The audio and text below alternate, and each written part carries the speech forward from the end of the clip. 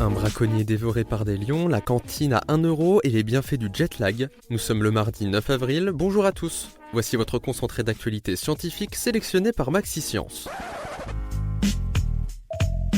La différence entre l'homme des cavernes et nous, c'est le résultat de la science. Et ce n'est pas une opinion, c'est de la science. Notre monde n'est pas si moche.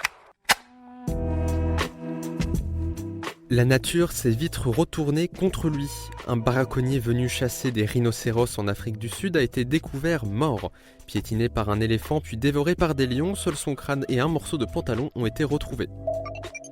2 roquettes ont été envoyées par la NASA. Elles ont explosé dans l'atmosphère au nord de la Norvège.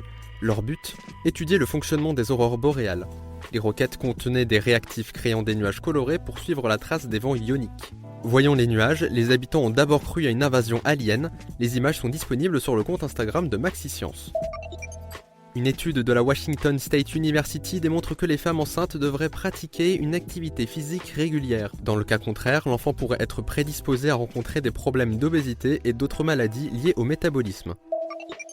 Des scientifiques ont créé un nouveau produit afin d'observer des cellules lorsqu'elles se nourrissent. Testé d'abord sur des embryons de poissons zèbres, l'actif s'avère fonctionner avec des cellules humaines. Ce procédé permettrait de voir si des cellules se nourrissent de façon inhabituelle et préviendrait des cancers ainsi que d'autres maladies.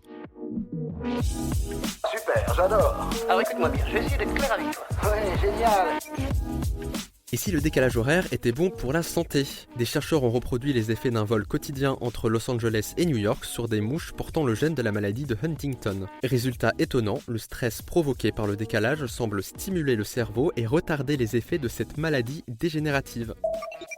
Un sarcophage égyptien a été ouvert en direct sur la chaîne américaine Discovery. Il contenait un grand prêtre très influent lors de la 26e dynastie.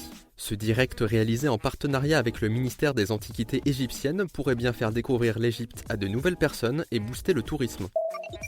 Un enfant sur 10 va à l'école le ventre vide et cela pourrait être un désavantage pour sa réussite scolaire. La ministre de la Santé Christine Dubois a annoncé vouloir s'attaquer aux racines de l'inégalité. C'est donc pourquoi dès la fin avril, les repas seront à 1 euro et les petits déjeuners gratuits. 8 académies sont pour le moment concernées dont celle d'Amiens, Montpellier ou encore Toulouse.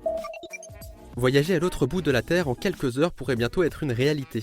La société Reaction Engines est en plein développement d'un système de propulsion hybride entre celui d'un avion et d'une fusée. Les applications sont multiples, mais Base System, Rolls-Royce et Boeing sont partenaires et sur le coup. C'est tout pour aujourd'hui. Vous êtes en moyenne 2000 à nous écouter chaque jour, merci pour votre fidélité. Si vous souhaitez réagir, vous pouvez le faire sur les applications Deezer, Spotify et Apple Podcasts. On vous dit à demain pour de nouvelles actualités scientifiques.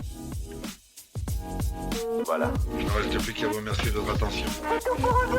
Au revoir.